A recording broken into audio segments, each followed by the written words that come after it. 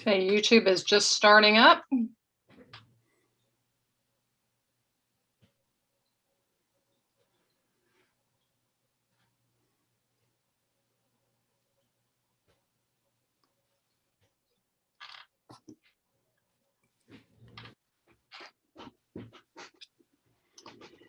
Good afternoon and welcome to the Hamcation webinar, Operating, How to Learn and Have Fun with Morse Code.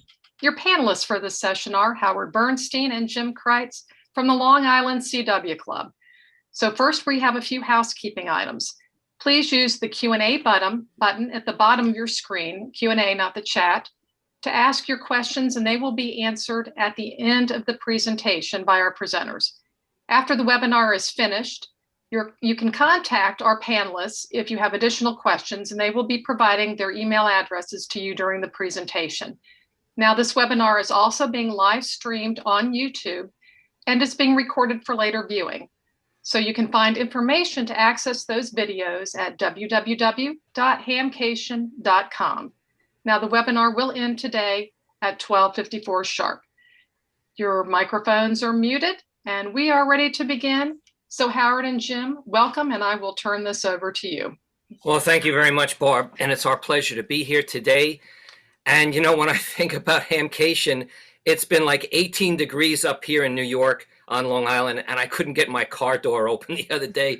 So it would be very nice to be down in Florida doing this live, but here we are on Zoom, the next best thing to be there. My name's Howard, WB2UZE, and my partner here.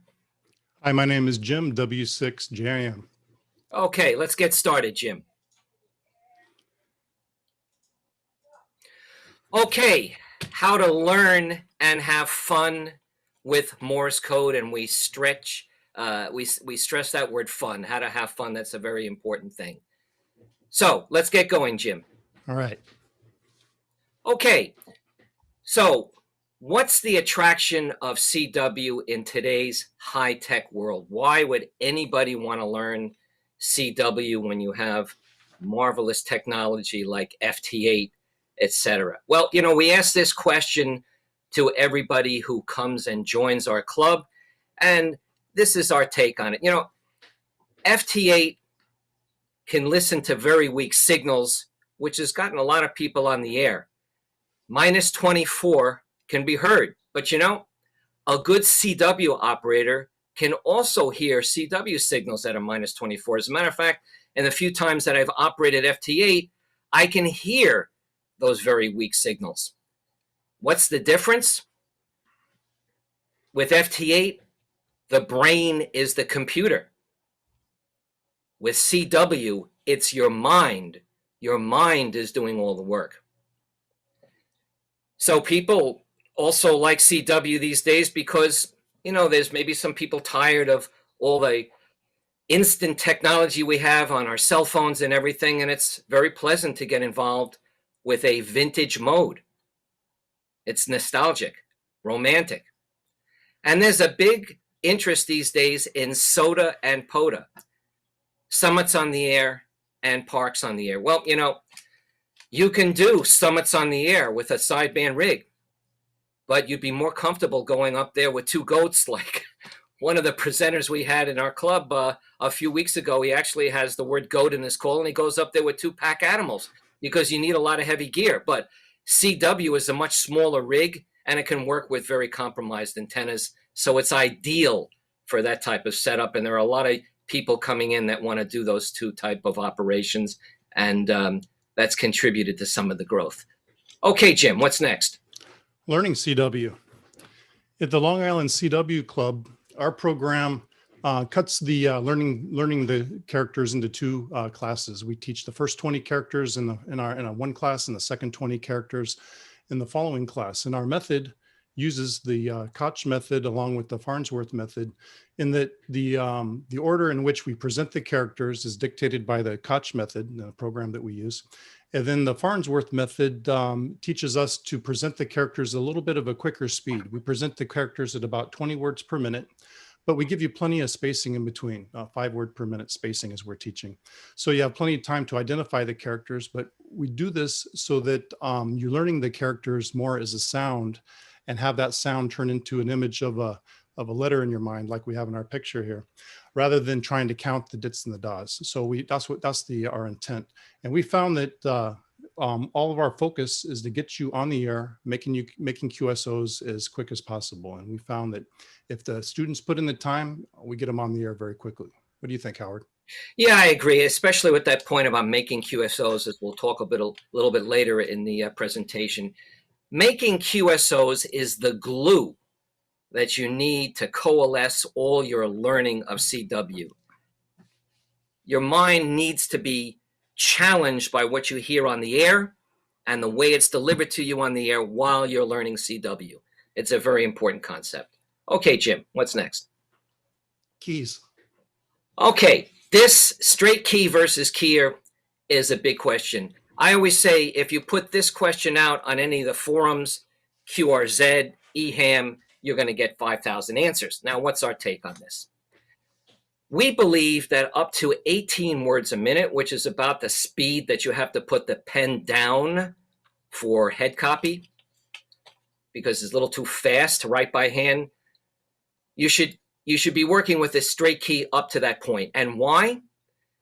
We feel that when the mind is connected with your hand, when the mind is telling your hand all the way down through your arm to your fist, as we call it, to formulate the CW, there's a much better connection. When a machine like a keyer is doing it for you, it's not the same learning process. So we recommend using the straight key up to that point of 18 words a minute. Now, are we cast in stone in that? The answer is no. There are some cases where people have carpal tunnel or wrist injuries and things like that. And in those particular cases, they'd be more comfortable on a keyer. In the end, the decision is up to you, but that's how we feel about it. Okay, Jim. All right, this is mine, fear of CW.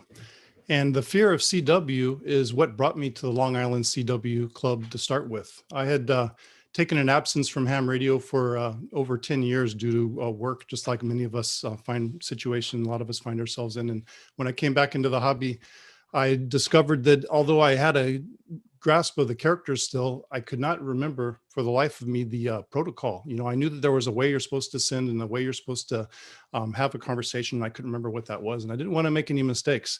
And so I was afraid to get on the air and practice. And so we found in our club that this is a real big thing that affects a lot of people that are coming into CW.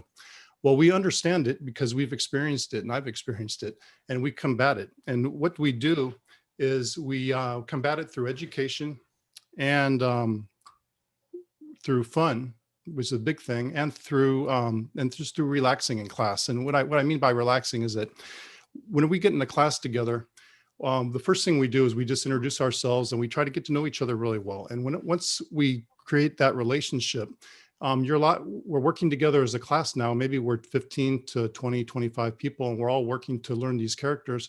And we're not afraid to make mistakes in front of each other. And by doing this, we're relaxed and we're more able to send easily and copy easier just by being in that relaxed state. And we try to have fun all the time in class too. You know, we're joking around, we're telling jokes. We have lots of classes that are focused around using CW in fun ways. And adding that fun factor in there just makes it like you're learning and you're not even and thinking about it anymore. And the education part of it, and this is a big thing, is that of course you get on the air with CW and you got to know what to send. And we have classes that focus just on that. We have classes that teach you exactly what is sent in which part of the QSO, so that whenever someone comes back to you after you answer their CQ, you know what they're going to send. And so with that education, and you know what you're supposed to send, it takes a lot of the fear out of it, and then keeping it fun. And that's how we work fear. Howard? Yeah, absolutely, Jim. And you know, this fear is something interesting for me personally. You know, we started the club 3 years ago. I actually never knew that people had a fear of CW or getting on the air, because when I got in the air, it was in 1965. I was 13. Now, back then, you know, there were a lot of young people coming into ham radio, and we didn't have cell phones to communicate. And there might have been only one television in the house. That's what we had. And if your parents were watching something on it, you couldn't watch that. So if you really wanted to get on there and do something and get on the air, you really had to jump in. And on top of it, as novices, we had 1 year to go from 5 words a minute to 13 words a minute to qualify for our general. Now, if we didn't pass our general, we would lose our novice privileges and have to start again. So the motivation was there. So maybe we had a little bit of hot flashes when we did our first QSO, but we never were fearful. So I wasn't aware of this, but it runs deep.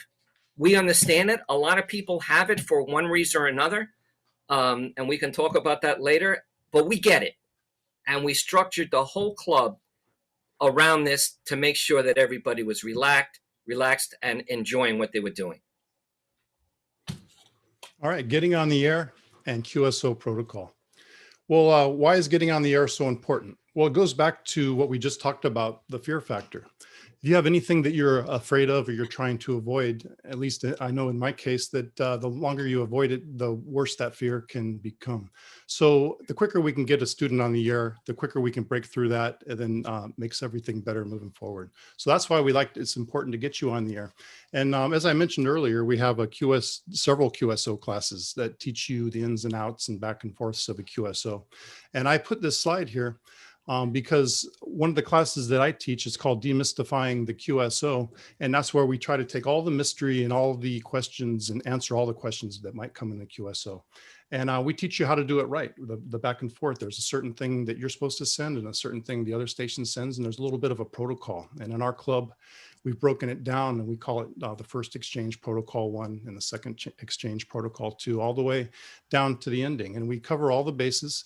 And the reason I put this slide up here, this back and forth with a little musical note there, is because when a CW QSO is done right, it's a beautiful thing. It sounds like beautiful music. And that might sound crazy, and that probably might have sounded crazy to me 2 or 3 years ago, but it really does.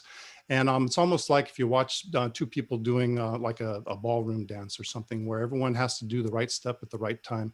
It's just a beautiful thing. And it's the same thing with CW. What do you think, Howard? Yeah, I've always liked this back and forth image that you found. And yes, a good QSO is like playing good music. And when both operators are doing well, it's a very enjoyable experience. Okay, head copy. I teach the head copy class Tuesday nights at 10 o'clock. And I always like to remark about this image that Jim found with the woman with her hair standing up. Well, CW taught by head copy it's a very cerebral thing. How's it taught? Well, if you look on the internet, you're never going to find anything about how to teach head copy. There's nothing written. There's no books produced about this. So the only way that I can do it is to relate my experience. Now, at this particular moment, it's a little bit difficult time-wise to go into how I teach it, but there are multiple pathways that I believe you use for learning head copy.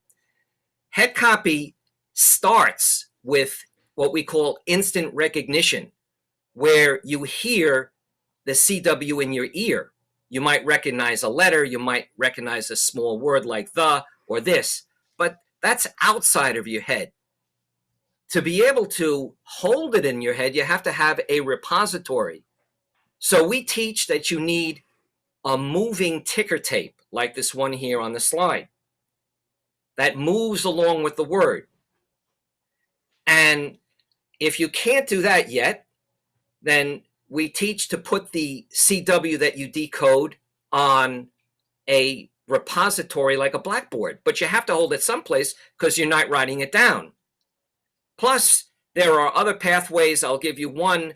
I can immerse myself in the CW and feel the vibrations. I like to put the vibrations here on my chest. And also, I like to visualize the dots and dashes. So people who say sometimes they have a problem where they're counting, or they're seeing the CW, the dots and dashes, and they're all worried about that, I tell them, don't worry about that. We'll use that above 18 words a minute.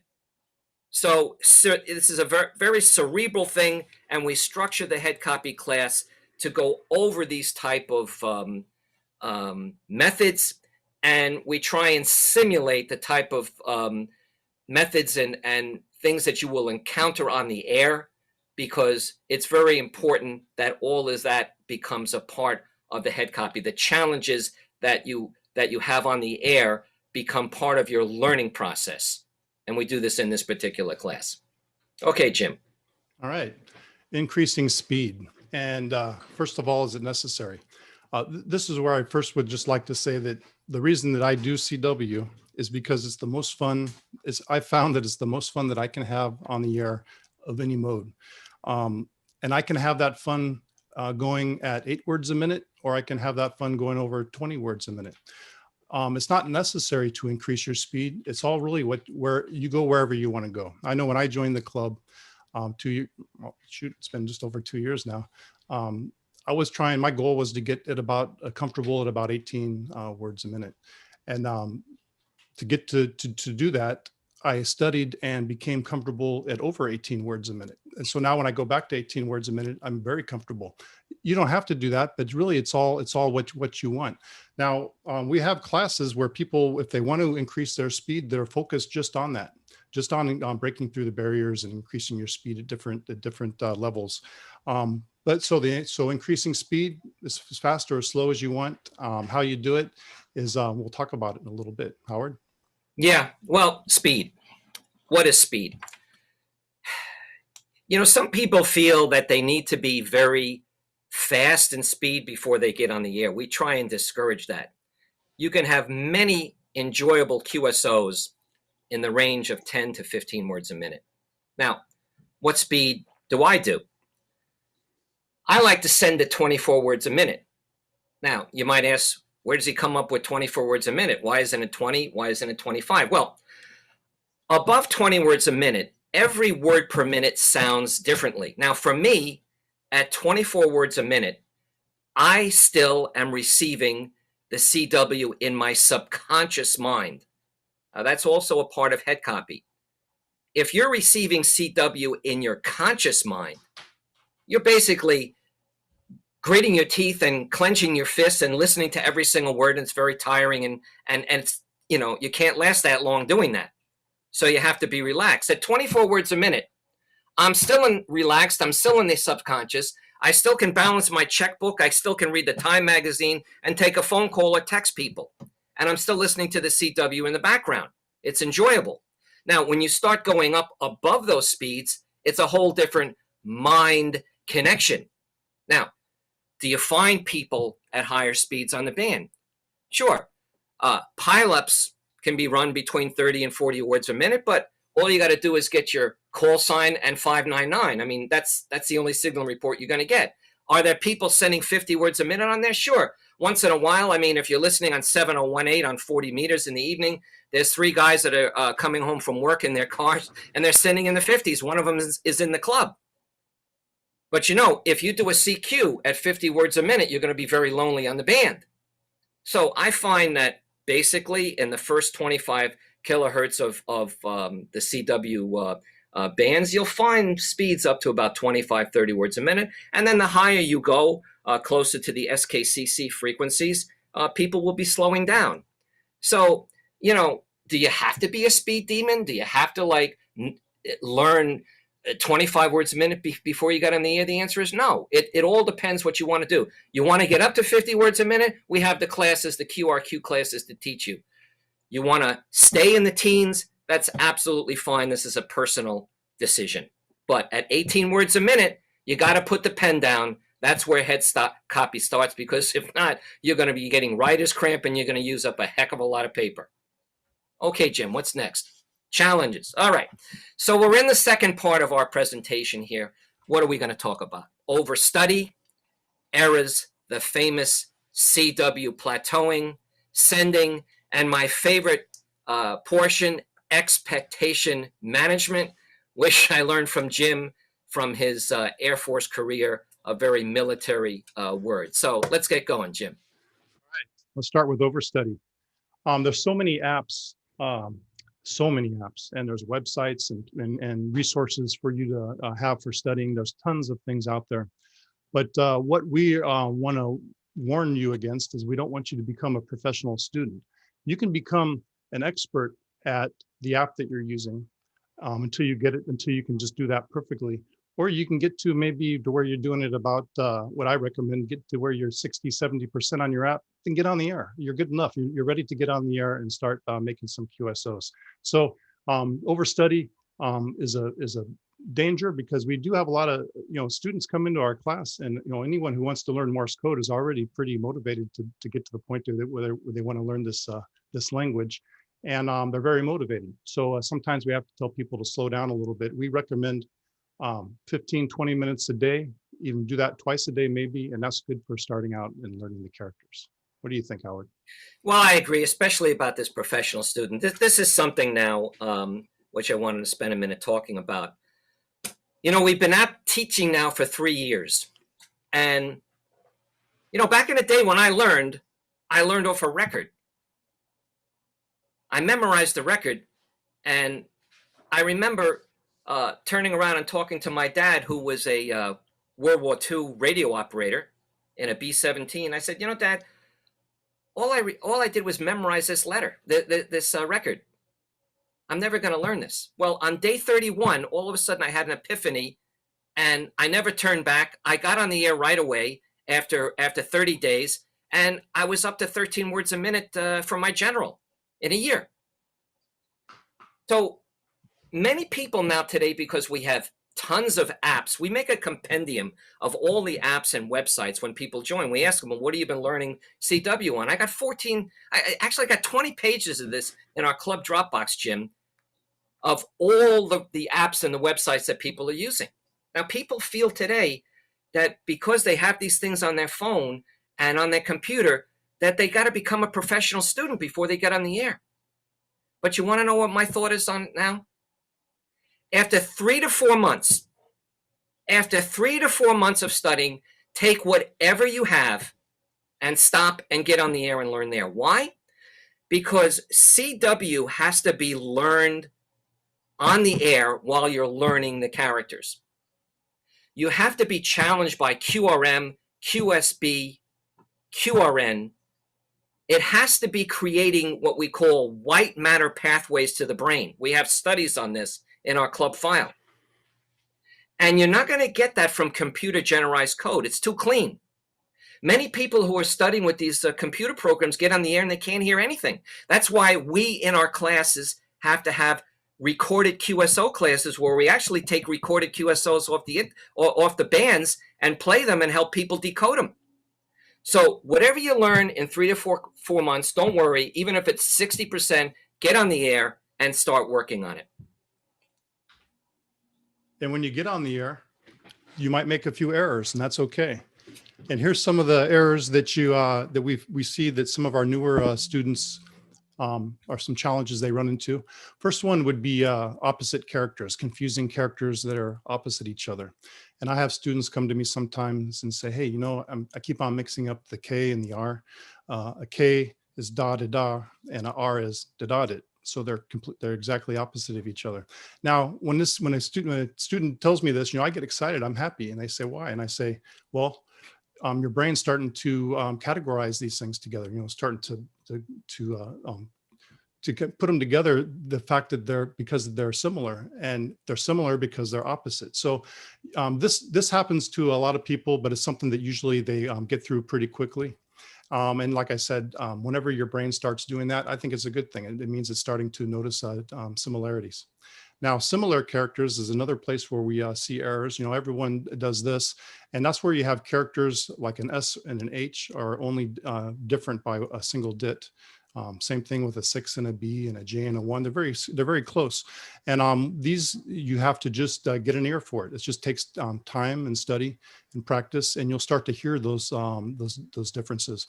And one of the things we found, because we do have some older students in our club, and some students like me who've been in the military for a long time, listening to jet engines run, And so my higher tones, I have a little bit a hard time hearing them. And we notice that as you get older, it can help a lot of times, especially when you're mixing up similar characters. If you turn the tone down a little bit, maybe your tone's at 700 hertz, bring it down to 650 or 625 and see what that does for you. And we found that that can really be helpful in distinguishing characters. Howard? Yeah, I agree with that tone point you made, Jim, fully. You know, some people just only listen to the computer generated code at 700 or 650 hertz.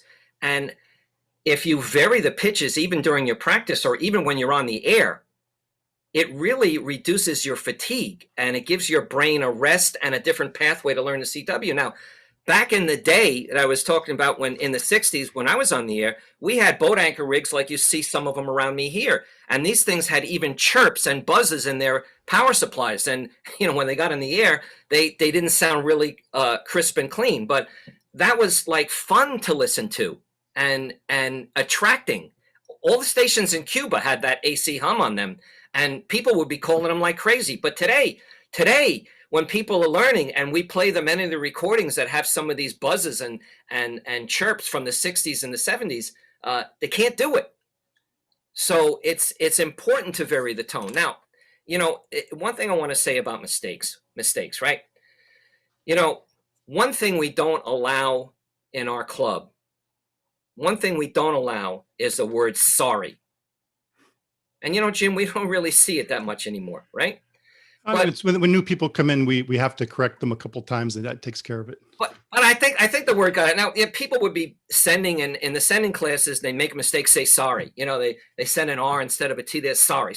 And so you hear sorry. I said, okay, not allowed to say sorry anymore. There's nothing to be sorry about. Everybody makes mistakes in CW, as long as you get the gist, right? Because of the protocol, you know that the RST is coming, right? You know that with a DX station, he's going to give you a 599. If the guy sent you GST instead of RST, or you sent that, and it's in the beginning of protocol 1, you would know the signal report is coming. So you don't have to be perfect. So everybody's got to be relaxed, and we don't let that word sorry come out. Okay, what do we got next, Jim? Plateaus. All right. Big thing here. I like the image. We found that those mesas from Arizona, and Jim put the cute little flags on them. Well, what are these plateaus? You know, a lot of people, when they come to us and they join the club, they say, well, I'm stuck at 15 words a minute, right? Can't get past it. So what do? How do we deal with it? How do we break people of these plateaus? Well, we do something called periodicity training. And I can't take any credit for this word because it came from the instructor of that particular class, Hal, WA2AKV. Now, what is periodicity training? Did you ever see anybody in baseball coming up to the plate with 2 bats and they're swinging, and all of a sudden they drop 1 bat and they're ready to go? Well, the batter feels that by using the heavier bats before he gets up and dropping 1, he'll get around the ball a lot quicker. The same thing with athletes training on a treadmill. They'll go up very high, then they'll come down very slow, then they'll come in the middle to vary their speeds, right? Now, if we want to break someone off that 15 word a minute plateau, we push them up to 18. Well, they say, well, I can't copy anything up there. Well, it's okay. Just get up, get over what you can. Then we bring them down to 10. Then we bring them back up to 15. Then maybe we'll bring them up to 17. Then maybe we'll bring them up to 20. And we shake them up good. And by that time, the glass ceiling is broken. What's next, Jim? Some sending stuff here. Again, like whenever we were talking earlier about some of the errors and some of the things that some challenges you have whenever you're a new CW operator. These are some sending ones. First one is inconsistent sending. That's where if you have to send your dits and your DAWs consistently, the same length of character all the time. And it can become a challenge whenever you're sending a character that has like 3 DAWs in a row or lots of dits in a row. You have to work on consistency. And that's something that we all work through. Another important one is, this is very important, is spacing. That seems to come up a lot. A lot of new operators and a lot of experienced operators, sometimes we forget to put enough spacing in between our letters within the word and then between words themselves, and which can make it very difficult for the receiving station to copy you. So we got to remember that in ham radio, we're communicators, of course. We're not broadcasters. So the reason we're on the radio is because we want people to understand what we're saying. So it's very important to get your spacing correct. And that's something that we work on as well. Accentuating the DAs or the dashes. You can always accentuate a DA, but you can't accentuate a DIT. So sometimes when you're sending and you're having trouble with a certain character, and maybe it ends with a DA, accentuate that DA or wherever that DA is within the character. And sometimes that can help you get through that character. So that's a little tip that we found that works with us sometimes. But overall, the most important thing, and this is just through my experience of teaching over the last year with the Long Island CW Club, and that's that relaxation is key. Once you get relaxed, and I mentioned earlier that when we first meet in classes, we try to get to know each other, and we meet on a regular basis, and we become comfortable with each other. And that's important because in a relaxed state, you can send better and you can copy better. You can see the picture here of the wooden fist. That's an old Army training video showing what happens if you're too tense and you're trying to send. And I like to use the analogy of, for me, riding motorcycles over my life. If you're ever really tense and you're riding a motorcycle and your arms are tight, everything that happens on the road is going to translate right up into your body, and it's going to be very uncomfortable. Likewise, everything you shake or sneeze or something, it's going to translate all the way down into your wheel. Same thing, and that's what this wooden fist is trying to say. If you're tense, you're not going to be able to send or receive very well. So relaxation is key. Howard, what do you think? Yeah, I mean, relaxation, the more relaxed in general with CW, including your sending, the better. Now, let's talk about spacing for a minute. Consider when you're sending that there's another person listening over there, and you should give him a break to be able to decode and relax. Now, if you're going to send all jumbled together, or let's say I was doing the presentation, I started to talk like this to you guys, and this is how you do sending, and you keep your space, or I talk like this. This is how you do your spacing. Which one would you like better? So let's say you're sending protocol 1. Your RST is 599. Take a breath. QTH. Take a breath. Manhasset, New York. So send and give that person's brain on the other end a little time to reset, including yours. So spacing is very important. Space it like you would want someone to hear you talking. You're talking, but you're using dots and dashes. Now, accentuating the DAs, as Jim said, is very important.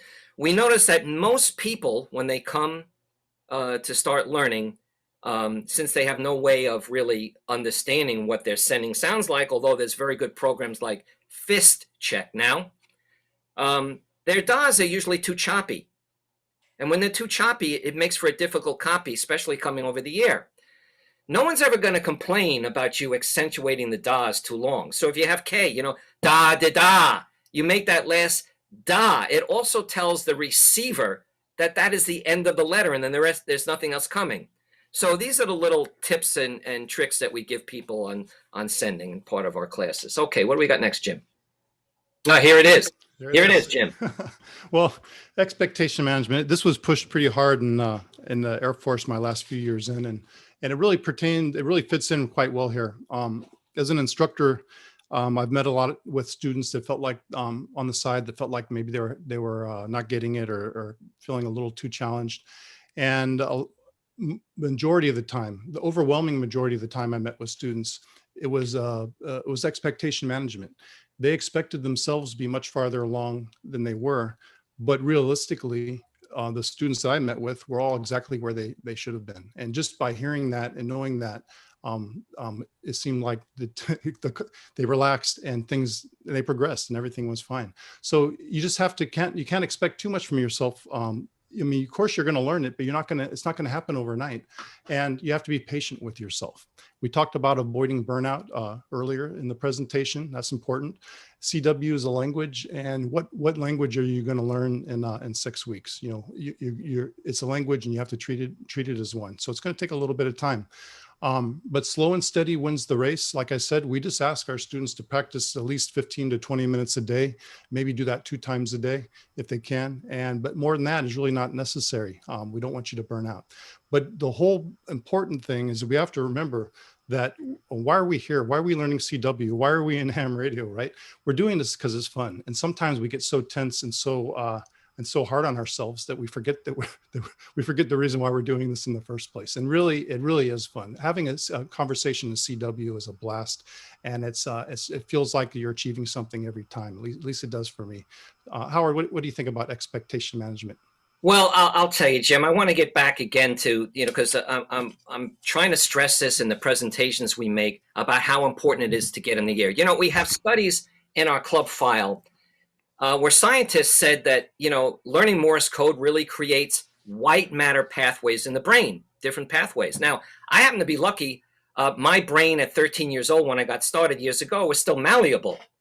Now, whether people 50 and above can actually create the same pathways, we don't know. We're finding out now where we're teaching. So, CW, like we say, is an oral language. It has to be used, and you have to be challenged by the different things that are going on the air at the same time. When you get on the air and you hear QSB and you're trying to determine what that decoding is, your mind is working in a different way. The same thing if there's QRM and QRN, and that's why we bring QRM recordings into our club. So that's why I'm saying again, get on the air within 3 or 4 months. We have also studies in our club file from 1943 about how best to teach Morse code. Right now, why 1943? Because that was in the middle of the war effort where they needed to crank out thousands of CW operators. Now, some of you might have been in the military too. You don't go to basic training for 2 years, right? You know that, Jim. So if they would have allowed people to be becoming professional CW students in 1943 for 10, 12 months, the war would have been over. They wouldn't have needed you anymore. So, just learn it, enjoy it, have fun, don't burn yourself out. It takes time. Look, if you were going to learn Spanish or a language like German, you couldn't expect yourself to learn it in 3 or 4 months and be proficient. You have to practice and use it. And that's what we got to do here too. Okay, Jim. All right. So now, this is one of my favorite videos. Most people know that I'm an avid Three Stooges fan. And this is what's going to happen to our students if you don't pay attention to your instructors. This is what's going to happen. Short wave. Take it down, quick.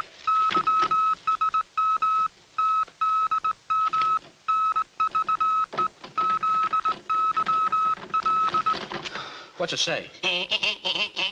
Ah, shut up. What'd that mean? You too? Now, we actually don't do much slapping in our classes because we can't reach people on Zoom, so you're protected from that. But, let me tell you, besides being a Three Stooges fan, what I love about this is that CW sent on this is beautiful. It's all done by a straight key, and it's in groups. It's not words. It's in groups of 3 to 5 letters. It's perfect sending with a beautiful fist. It's just wonderful. It's real CW.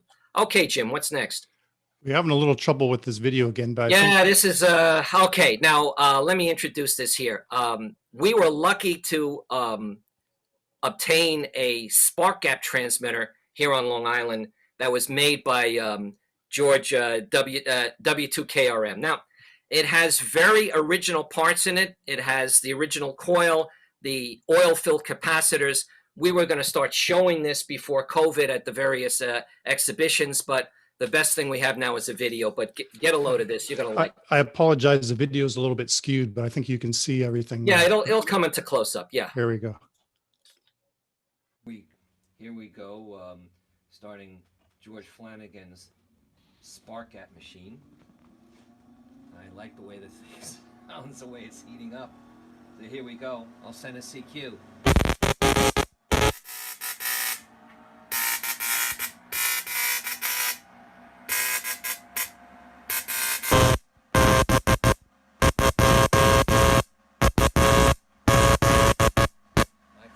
WB2UZE.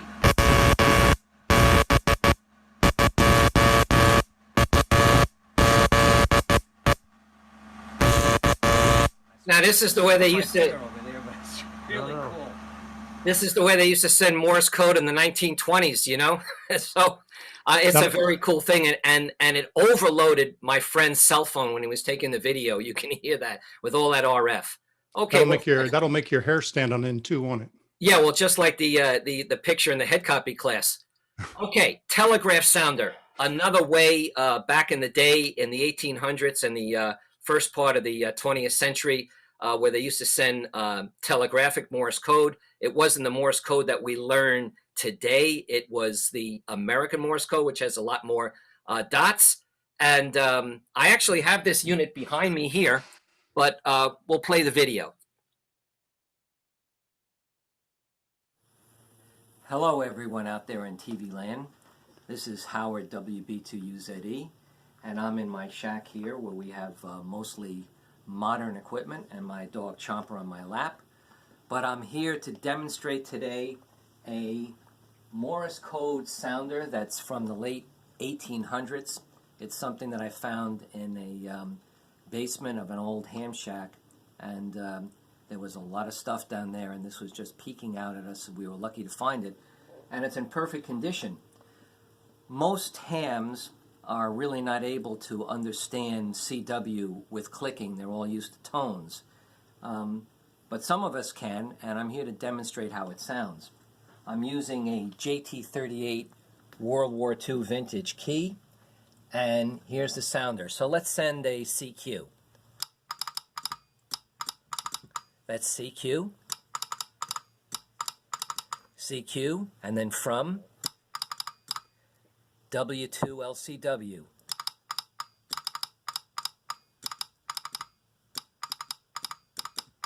Again.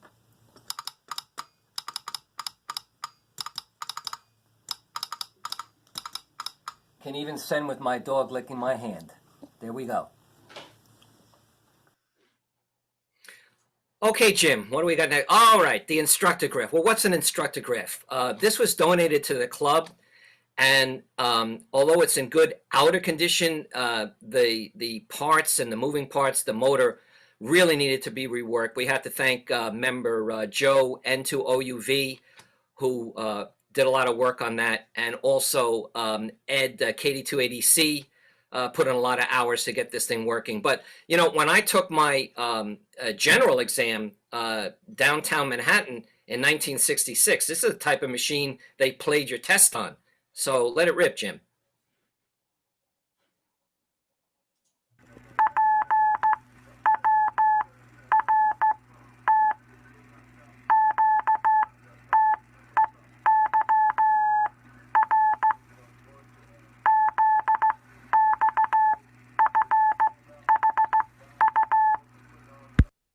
'30s technology and still working today. Skipped a little, but like I said, this thing really needed to be rebuilt. Okay, keys.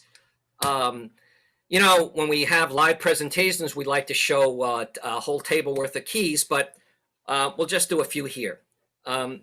This here is the Bengali HST. I was lucky enough to have my head copy class give this to me as a gift, something they shouldn't have done, but this is like the Cadillac of keys.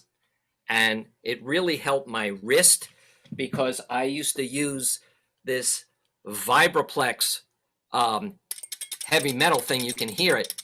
And I started to have problems with my joints around my hand. My 68-year-old hand wasn't too good with this. But with the ease of touch of this Bengali, it's been a lifesaver. And also, we have a picture up there of the J38. I was using that just in that video with the sounder. Here's one right here. You can find these on eBay for about 80 bucks. And you can't kill these things. These were made in World War II and through the 50s. And this one in particular was made by the Lionel Train Company. Yes, the very company that made toys was pressed in the service to make military equipment at that time period. Beautiful pieces of equipment to have. Bugs, Jim, why don't you show yours there? You know what, Howard? I won't be able to because of my background that I have up. But the All bug right. I have is exactly like the one showing there. Exactly, that's a left-handed bug, and I use a left-handed bug. I'm right-handed, but I use a left-handed bug. We can talk about that another time. Well, here's my bug from when I was in 11th grade. I finally graduated from using a straight key. I didn't have money back then when I was a teenager to buy a keyer, and there weren't many around. So this thing was a lifesaver. This is from 1953. Beautiful piece of equipment and very interesting. Okay. All right, a little bit about the club. We got started 3 years ago. I never thought it was going to be as big as it is. Might not have named it Long Island CW Club, but we have 1,350 members. Actually, this is outdated. We're more towards maybe 1,370 now. We're in 25 countries, all states. We do 68. Actually, it's yeah, it would be it's 68 plus. Okay, so we have 75 classes total per week on Zoom. We have classes on CW. We have classes on forums. I'll tell you about that in a minute. We're also teaching 6 classes a week to kids. And we've taught 245 kids so far CW. And we started doing that in March when the COVID lockdown came. We also have classes for YLs. And we're very dedicated to teach Morse code to people that are not as fortunate as we are. We have a class that teaches the blind. And right now we're teaching autistic people, and we're experimenting in expanding classes of CW for the autistic. And soon we're going to have classes for people who are hard of hearing or deaf. We have built a haptic device that delivers Morse code vibrations to the fingertips. So our club is very dedicated to help those that are not as fortunate as us. So what kind of classes and forums do we have per week? For example, Monday nights, we have a forum that discusses the history of keys, bugs, cooties, and straight keys. That's every Monday night. Wednesday night, we have a forum that teaches how to make things. It's called the CW Makers class. And we have a teacher that has a microscopic camera that's able to show you how to build. On Tuesdays, we have an electronics class every week that teaches basic theory. We have, even on Friday nights, we're very big embracing CW over the internet. And we have a class dedicated towards V-band. And even on Friday nights, we have CW plus meditation. We actually have a teacher that teaches yoga, meditation, gets everybody relaxed. And then we start talking about how to improve our CW. So many different types of things. On Saturday, we have a SOTA POTA QRP forum with outside speakers coming in, a boat anchor forum on Saturday with outside speakers coming in. And Sunday, we have a forum teaching antennas, and one specifically for the art of sending. So besides CW, we've created many different ham radio related facets. And that's how we have fun teaching CW, because we're basically a full hybrid and brick and mortar organization. That's And totally don't forget, last night we had game night. Oh, yeah, CW game night. You want to talk a bit about that for a minute, Jim? Sure. I mean, we try to do everything we can to make CW fun. And once a quarter we do a game night where we do bingo, hangman, word scramble, and all different kinds of things that we do. And jokes are a lot of fun, all in CW. Yeah, and the winner gets a prize. Either the winner last night got a Nike. Sometimes we give cash prizes. The theme for game night last night was Valentine's Day. And everybody comes either dressed in red, or they have Zoom make some sort of Valentine's Day's theme over them. Okay, Jim. That's it, Howard. I guess we can All right, take a well, couple questions. That's it. So I think we have about 10 minutes for questions or so. So I think they're in the Q&A, right? Okay. Let me read from the chat. Well, you can take a look in the chat. I'm looking at the Q&A. Oh, someone asked, what are those boat anchors looking on my left? If you look on my QRZ page, you'll see the whole station, but that happens to be the Heathkit Marauder and the Heathkit Mohawk receiver, early 1960s technology without an automatic gain control. It's very interesting to learn how to work those rigs. Larry asks, is it possible to get a copy of your presentation to use for our Boy Scout program? Absolutely, Larry. Anybody who would like to contact us about joining the club or any other further information, our website is longislandcwclub.org, longislandcwclub.org. Or we could talk to the Boy Scouts. I was a Boy Scout.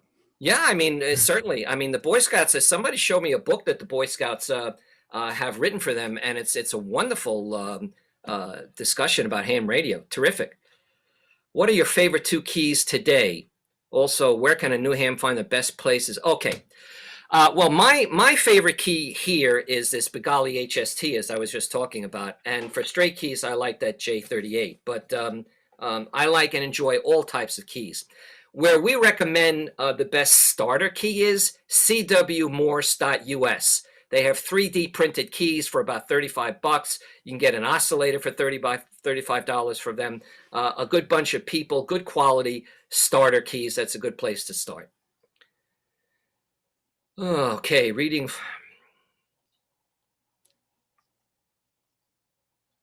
Okay, Gaetano AK4YO. He's saying he has a number of problems decoding, another problems. Everybody has problems learning, and these problems, as I said, are exacerbated the more you study. The sooner you get on the air, the more this will all come together. That's my take on this. There's all types of symptoms and plateauing and that everybody gets, and I believe that's been created by overstudy with computers. Are we running out of time, Barb? Unfortunately, Howard, we are running out of time. And so I know we've got a lot of questions, especially quite a few that came in the last minute.